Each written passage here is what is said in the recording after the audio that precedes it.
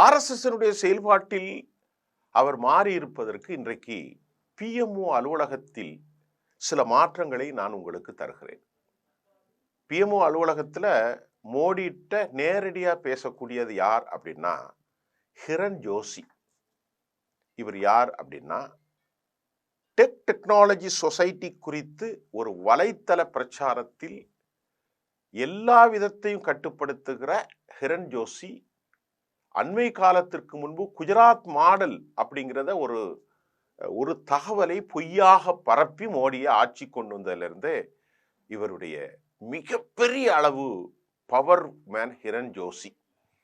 இந்த ஹிரண் ஜோஷி மோடியின் நிழல்.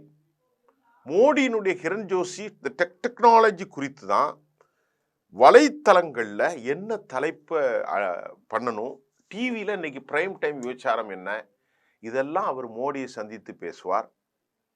அயலகம் முழுமையாக மோடிக்கு ஒரு பெரிய அளவிலான பேரணி நடைபெற்ற போது ஒரு மாஸ் மூவ், மக்கள் கேதரிங் ஏற்படுவதற்கும் ஹிரண் ஜோஷி காரணமாக இருந்தார்.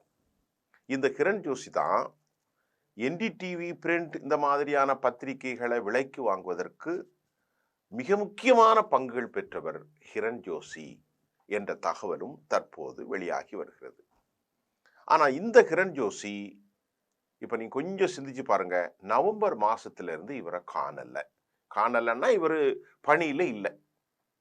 2017 ஆண்டு அருண் ஷரி மூத்த தலைவர், மோடியால் ஒதுக்கு செய்யப்பட்டவர். ஹிரண் ஜோஷி பிரைம் மினிஸ்டர் ஆபீஸுடைய தொடர்பு குறித்து வெளிப்படையாகவே 2017 பேசிட்டார்.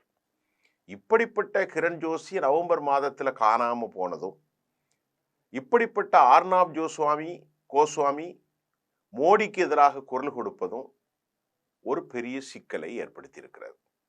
இந்த ஹிரண் ஜோஷியினுடைய இன்னொரு விஷயத்தை நான் பார்க்கிறேன். டெல்லியில